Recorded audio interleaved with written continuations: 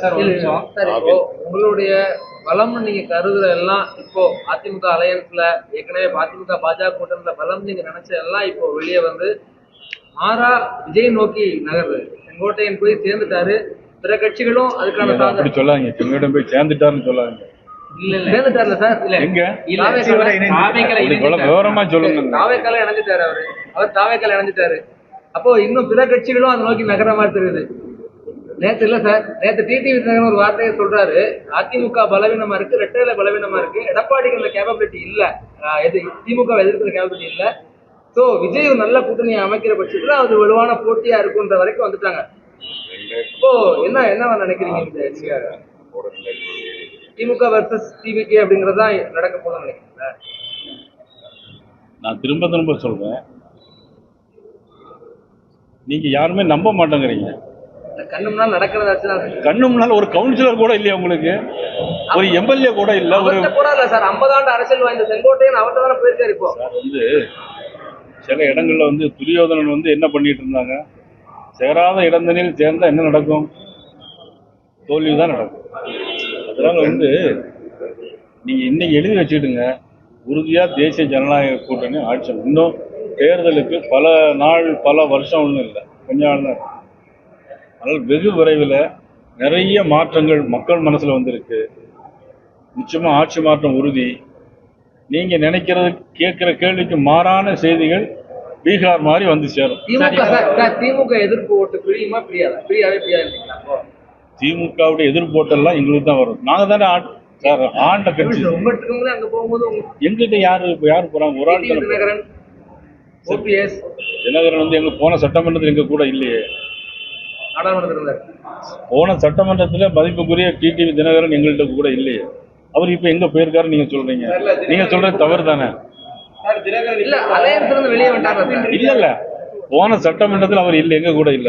இப்ப கூட தினகரன் அவர்கள் நட்பின் ரீதியாக பாஜக எங்கிட்ட பேசிட்டு இருக்காங்க. ஆனா என்டிஏ கூட்டணியில அழைக்கிறதுக்கு யாரும் பேசல. சார் நட்பு ரீதியா நான் திமுக கூட பேசிட்டு தரேன். நட்புல நேற்று கூட கூட்டணி யாருமே அழைக்கல. அவர் வெளியே போயிட்டாரு சார். அதுக்கப்புறம் நம்ம எப்படி அழைக்கலாம்? இப்போ எதிர்கட்சிகள் எல்லாமே தேர்தலுக்கான வேலைகள் ஆரம்பிச்சிட்டாங்க. இன்னும் நீங்க அதுக்குள்ள பேச்சுவார்த்தையோ அல்லது எந்த நடவடிக்கை எடுத்த மாதிரி தெரியல. இல்ல ஒரு நிமிஷம், நாங்க நடவடிக்கை எடுக்கல உங்களுக்கு எப்படி தெரியும்? இல்ல தேர்தலுக்கான வேலைகள் பார்த்த மாதிரி தெரியலையா? இல்ல அது எப்படி நாங்க பண்ணிட்டு தானே இருக்கோம். நாங்க பண்ற வேலை உங்களுக்கு தெரியாது இல்லையா? உங்களுக்கு அவங்க என்ன வேலை பார்த்துட்டு இருக்காங்க?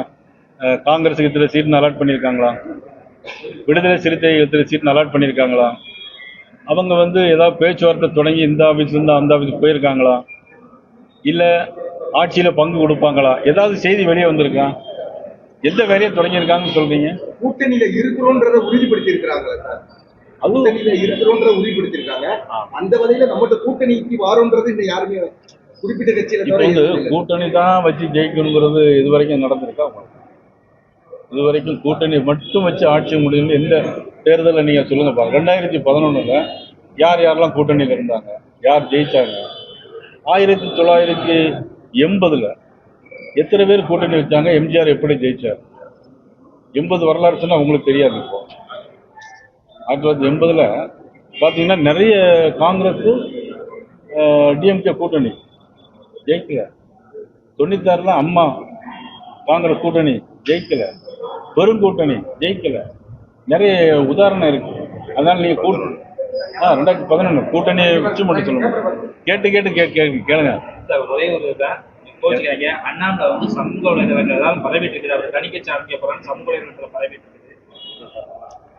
மதிப்புக்குரிய அண்ணாமலை அவர்கள் எங்கள் கட்சியில இருக்காங்க. கட்சியுடைய மாநில தலைவராக இருந்தாங்க. நான் இன்னைக்கு மாநில தலைவராக இருக்கேன். நாளைக்கு நான் மாநில தலைவர் இல்லாம இருக்கலாம். அதுக்காண்டி நான் தனி கட்சி ஆரம்பிக்க மாட்டேன், அவரும் ஆரம்பிக்க மாட்டார்.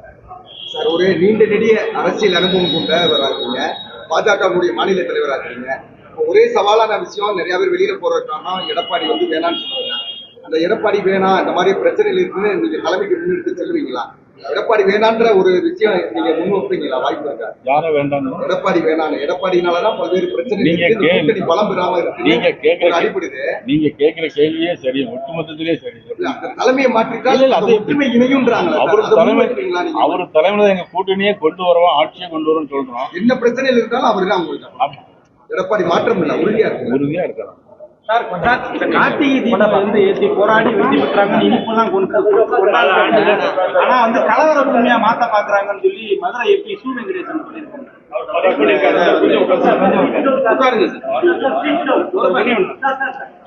அதாவது எல்லா பேரும் பட்டாசு வச்சு கொண்டாடுறாங்க கோயில் எல்லாம். எம்பி என்ன சொல்றாருன்னா கலவர பூமியா மாத்த பாக்குறாங்க அப்படின்ற மாதிரி சொல்றாங்க. ஒருவேளை அந்த கலவரத்தை அவர் தூண்ட பாக்குறாரான்னு எனக்கு தெரியல. கலவரத்தை தூண்டக்கூடிய கதாநாயகனே அவர் இருப்பாராங்கிறது எனக்கு டவுட்டா இருக்கு. இதுல ஏதாவது கலவரம் நடந்தா சு வெங்கடேசன் தான் பொறுப்பு.